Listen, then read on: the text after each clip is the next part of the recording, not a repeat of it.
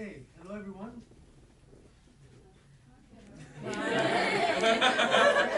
Yes. Well, it's precisely the question of feedback and listening, the one that we are addressing here. So thank you for being here. My name is Luis Carlos Sotelo. I'm professor in the theater department, but also researcher here at the Center for Oral History and Digital Storytelling. And I am the founder and director here of the Acts of Listening Lab. And I'm very happy that we can welcome this RAND group, or how do you call yourself? Yeah. So the Acts of Listening Lab explores the difficult question of how do we go about listening, and in particular to real-life stories. In my research, I focus on stories by Colombians in exile in Canada, people who have been impacted by the armed conflict in Colombia but live in Quebec or live around in Canada. And we have realized that many people arrive, stay here for many years, 10, 12 years. There is never the time to stop and talk with the families about all what they experienced in Colombia. It's similar to what people in the Holocaust experienced after violence, and it's similar to what indigenous peoples have experienced all around the world and other people. So we're really interested in the power of listening, because in those stories there is truth, and it's all about understanding also how listeners sometimes feel constraints, listen through filters and fears and emotions. So it's never about judgment or starting a debate, but it's more about understanding that everyone is at a different stage in their own personal processes and etc. And so there are different ways of exploring listening, and through an open call, we call for artists and researchers to make proposals for an artistic residence, and this wonderful group of people won the artistic residence for this year, together with another group that I hope you will get to experience later in the year. This is a first showing, work in progress, to start a discussion about how this particular form of theater that they are developing facilitates listening, and how do they as performers go about listening to real life stories, how does the conductor go about listening, how do you go about listening. So the discussion after is precisely about that, and we just invite you to please visit the website of Codes and the Acts of Listening Lab, and to become affiliate if you want, if you're interested in oral history and in oral history performance in particular, to leave also your mail if you want to be contacted for future events. And without further ado, welcome, thank you very much, and enjoy.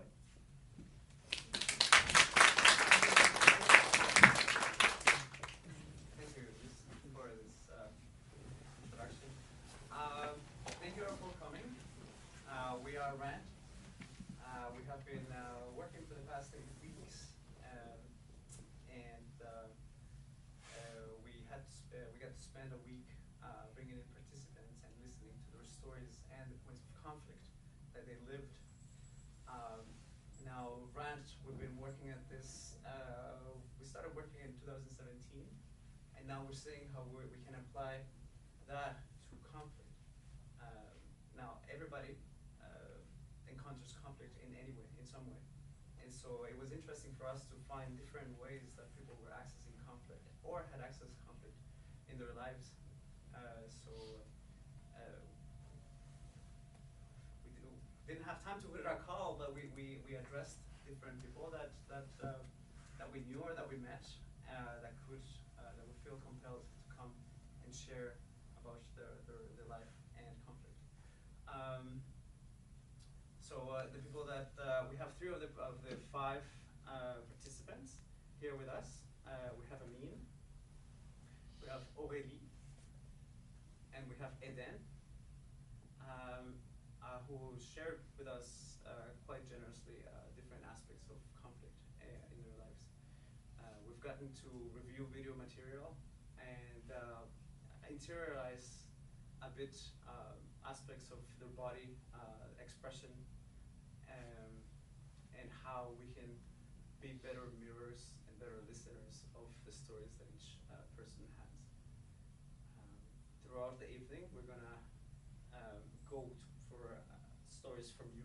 It could be from conflict or anything that is rant related. Now, rant, we are looking for stories that are bottled up inside of you, or stories, feelings, energy that feels it needs a release. And then you share with us, and then we reflect back to you. And then that we do for several people. And then eventually we move on to other parts of this event. We will be checking in with our participants if there is something that comes up for them. So we're mixing a bit of the study that we did and with the time that we had to get to study and the live event, which is RANT.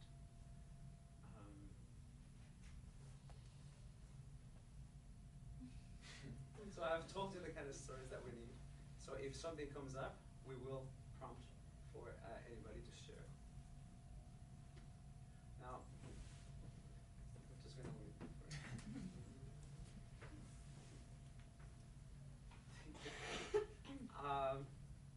So we can get started. What are your names? Masha. Kaylin. Josh. My name is Julian. And what are your names? We can start here. I'm Pascal. Naya. Maddie. Eden. Aurélie. Amin. Amber. Oprah. Patty. Paul. Amin. Sandy. Caroline. Celine. Linda. Kristen. Carlos. Natalia. Karin. Kella. Maria. Dina. Ira. Avery. Luis Carlos. Zach. Adrian. Amy. Matt. Alex. Thank you. And welcome. I'm Sarah. No worries. Thank you. Now, is there something that somebody is walking into the room that feels already, that it needs release, bottled up, something that we can start with? The rain? Come on. Do you have something? Well, the weather is not getting better. There were just some glimpses of hope last week, but then back to default. The rain is not getting better. The weather.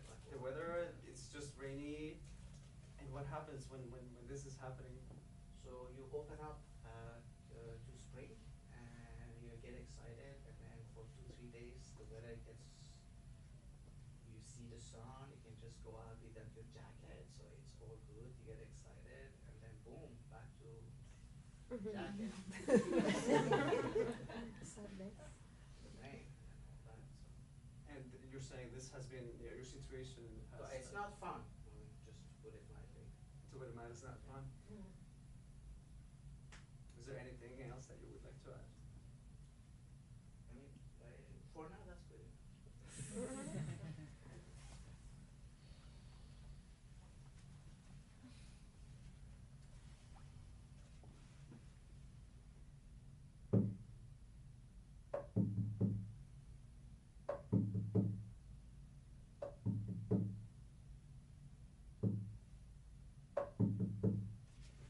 The rain. I mean, it's not gotten better. It's gotten worse. I mean, you open up to spring and you think you're gonna go out and enjoy a new season, and it's been cold and awful for so many months, and finally you open up to spring, and then just for a few days there's a glimmer of hope, and then oh God. You think you're finally gonna get rid of this thing. You think you're finally gonna get rid of your jacket, and then boom! Time for the jacket again. Time to whip it out because hey, the rain's coming back down. And it's not getting better.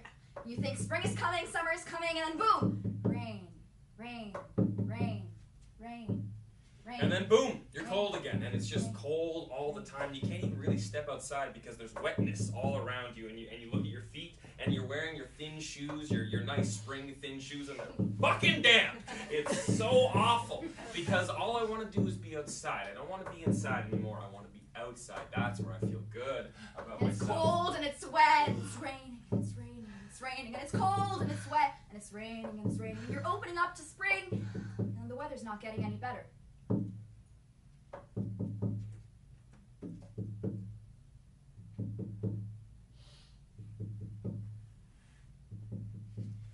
And what if it starts to flood? I mean, we know it's going to flood, but what if it starts to really flood? How are we supposed to deal with this inconstant weather going back and forth between spring and heat and spring and cold and wet and damp? It's scary. We live on an island, so better get ready. And the thing is, you're like, am I supposed to enjoy this rain? Am I supposed to like walk out and be like, oh my gosh, okay, it's raining, I can't control this, and I'm supposed to enjoy it? No, because it's happening all the time. You can't always enjoy everything. I've already packed away all my winter coats. I've already packed away all my raincoats, all my umbrellas, and I have to get them out from under my bed. Or go out wet.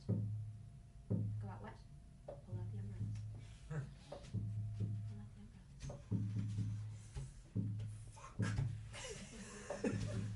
umbrellas.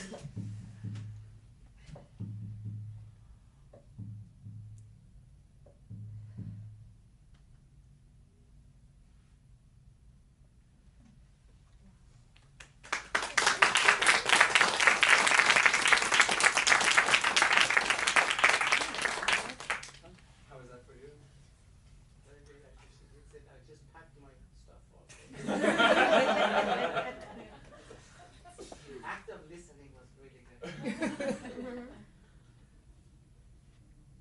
Anything else that comes to mind? Or you got?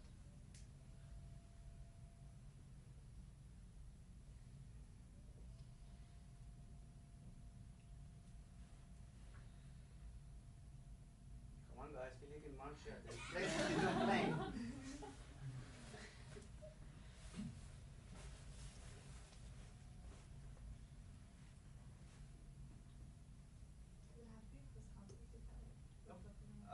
Anything we can rent. Yeah. Okay, I have something to answer about. I've been seeing a lot of theater shows recently that have been like very long and no intermission.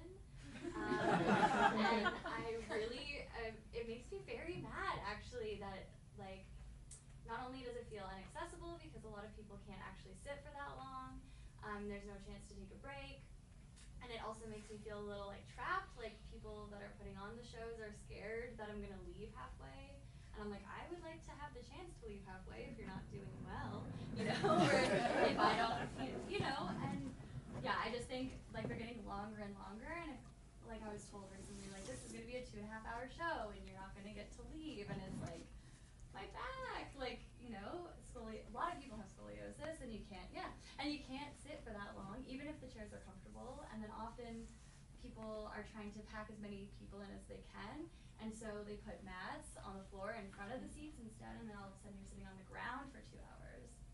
Anyways, I just think it needs to stop. And it's actually becoming a trend in Europe too, and so like we're obviously like, oh, Europeans are doing that thing, and it's just like, yeah, I just think there should be like a convention that we stick to in some way to make more people comfortable. So there's this happening where you go to theaters and now these shows are long and then you have to sit through them, and you have scoliosis yourself, and so that creates actual pain, and you're saying even the theater, even the event itself is not necessarily something that you would want to stay the whole time. Or maybe it is, but then all of a sudden like I can't focus on it because I'm like constantly shifting my seat and just thinking of how uncomfortable I am, and like I can tell other people around me are uncomfortable. That's such a big part of theater too, right? Like reading the rest of the audience and like being somewhere together, and if you can tell everyone's just like stretching and like, you know, complaining silently, then that's not good for the show either. Is there anything else you would like to? No?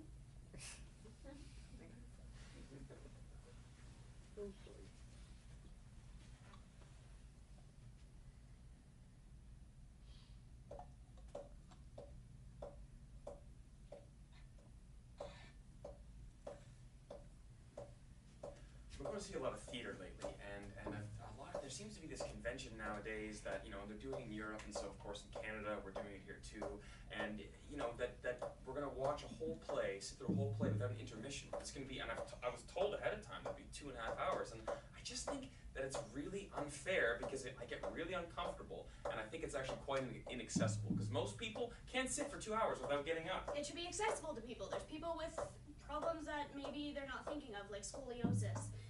Lots of people have scoliosis, and I think that theater should be accessible to people, and they think that they're making it more accessible by bringing in more people by putting mats on the floor, but I just think we should stick And then to you're it. sitting on the floor for 2.5 hours, scrunched up.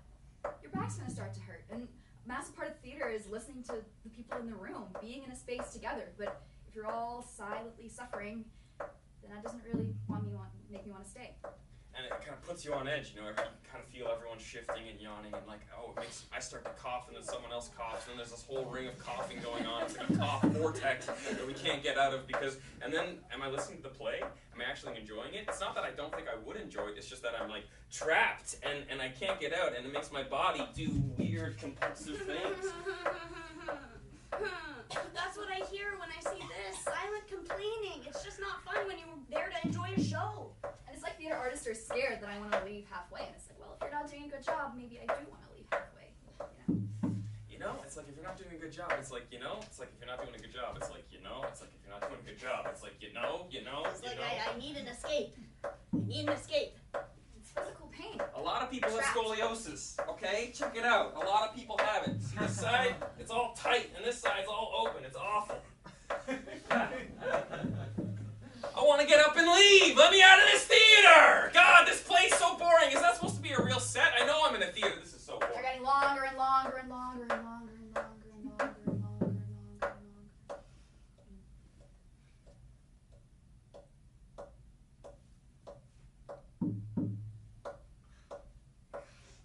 Just because they do it in Europe doesn't mean you have to do it in Canada, right?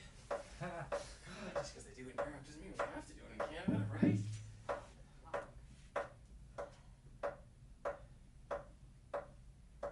Are we going to get a break before that drum stops?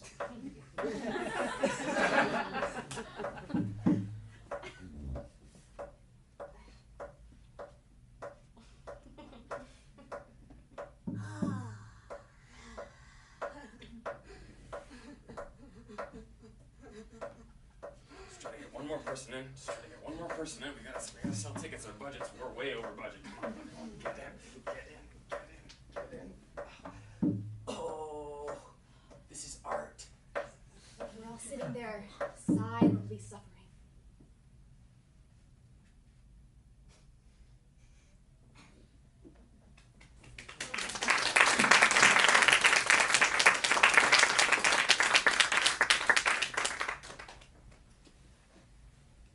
How was it for you? Good, and it felt nice. Like to like be like, oh no, no, even though I don't know if you share the feelings, but at least it's like, yeah, it's out there now, and people know that it's a bad thing. Yeah. But also like seeing what parts you guys like fixated on too is like, was interesting. Yeah. We'll go to Amin, who was one of our participants. Amin shared with us that he lived a long time in UAE. He's originally from Sudan. Now Sudan, in February, at the end of February, when he came, he told us of upheaval, political upheaval, and people wanting to overthrow the regime. There was this frustration with the current regime, but also a bit of hope because things were starting to look up. Something was starting to change. That was in February. Amin also told us that that when you lived in UAE, it was actually difficult. It was hard to belong. You lived so long in the UAE, but you didn't find yourself like they would treat you as equal. There was no equal, even though you lived there 17 years. And then you applied to come to Canada, but even that was challenging. You applied you contacted about 100 professors, and then finally somebody accepted to take you under their wing, and so that's what brought you to Canada. You're now currently a PhD student in Concordia. Now, from all the things that have been happening, especially the situation in Sudan. I wonder if there's anything that's coming up for you that you feel that. It's just like we spoke in February, as you said, and since then a lot of things have happened. Like we took down the president, and 2 days later we took down another president, and now we're still people are still in the streets, waiting until the new government, do what they promised. For me personally, I feel myself a little bit isolated. Like I'm always on my phone, it's still hour by hour, following the news. I'm trying to talk to everyone around me. Some people they don't even like. They don't have this. They don't share the same interests. But it's like I'm talking about it to everyone, and it's taking a lot of my concentration. And hopefully it will end soon. Hopefully people will finally find what they are hoping for. Because things are changing, yeah. Yeah, we're still like things are changing very fast, and people still in the streets. They are protesting now for almost 3 weeks. They didn't go back home, and recently people start coming from other cities. Like last week, people came by a train. In the middle of like the place of protest has a railway, and the beauty is like a train full of protesters just arrived in the middle of. The view was amazing, and people are coming from other cities far, 5-6 hours away, with their camel and cows, and basically they intend to live there. They intend to stay until the government listen. So, so I think hopefully it will end up with a good result. So it's a story also of hope, yeah. Like things are changing, things are looking up. You're saying that you find a bit of difficulty finding other people to connect with.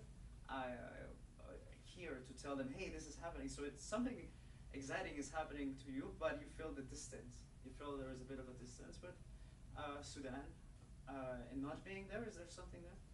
Yes, of course. Not being there is very. I cannot leave now, middle of semester, and I need to be there. Like I talk to my family, and they're telling me these are the best days to be there. Like everyone is finally enjoying the freedom. Like basically we have the place of the protest, people call it like, the New Sudan. There's the area where people really like enjoy the freedom. They have a small hospital there, they share free food, street boys, they used to live in the streets, now they find someone to take care of them. So it's the New Sudan that we hope for, and it's all in this protest area. And I wish if I'm there, I want to be there. I need to be there, I wish I was there. Yeah.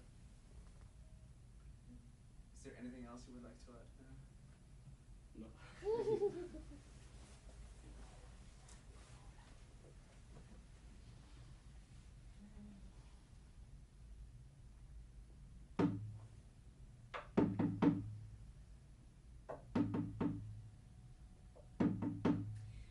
I find myself in isolation on my phone, and the people around me don't care about what's going on in Sudan, and I feel myself isolated. I want to be there. I need to be there. I feel like I should be there. My family's telling me that this is the place. This is the New Sudan, the place where the protest happened. There's a little hospital, and there's people giving out food, and the street boys. Now they found people to take care of them. Before it was so bad. I mean, before there was no hope, there was no money. People would line up in the banks for days, and there would be, in the end, they'd say they would have no money for them, and people weren't allowed to go to the hospital. There was no food. But the people started to come together in order to tell the regime that this was not the Sudan that we wanted, and there started to be a great amount of hope. But the story couldn't get out. I didn't know who to talk to about this story, and I felt so far away being in Canada, but I can't go there. But I want to be there, but I can't go there. You see, high school students, they go and they start protesting, and then it starts more protests in Sudan, and then more protests, and then there becomes this revolution, and it spreads like wildfire, like the fires in the street, like the fires where the little boys sit on the buckets in front of the fires that are protests. And people threw grenades, and little boys would sit on the grenades with buckets, and they would just sit there and say, "There's nothing you can do to stop me." And it was so amazing to see this resilience in the people come together. And now, since February, we toppled one president, and then we toppled another president, and we're just waiting for the government to listen. We need the government to listen to us so we can get what we want. The new government's not doing what they promised. We're still waiting. We're still waiting. We're still waiting. We're still waiting. My family's saying this is the best time to be there. Best time to be in It's the Sudan. best time to be in Sudan. But I can't But I'm leave here. because I can't I have leave. to I'm write here right for now. the middle of the Right now. semester. Celebrating Like, my it's the time middle to of be the there. semester. It's the middle of the Celebrating. semester. The street And boys are also finding the people to fires take care of come, them. The train where the protesters are. They come with their camels, they're with gonna their stay camels. here. Sudan. They're gonna stay Stay here until here there's change. until there's Until change. there's change.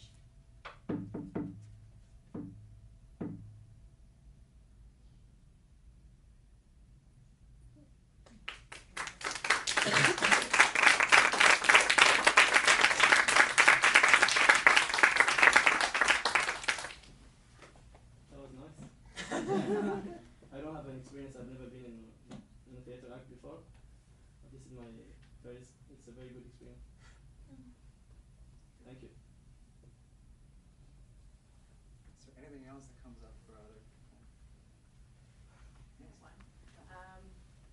This one is a little bit more of a rant, but it's more directed inwards a lot of the time, and it has stemmed from a series of health problems that had started at like a very young age, and there have never been any answers for what it was. Like I'd break out in hives or a rash, and it's just like you go to sick kids, you go to doctors, you go to specialists, and there's not really like an answer there. And then only in more recent years am I realizing that like, okay, stress is a really big factor in this, be it like emotional or physical, and it's like I get uncomfortable and I can just feel my body start to itch, and like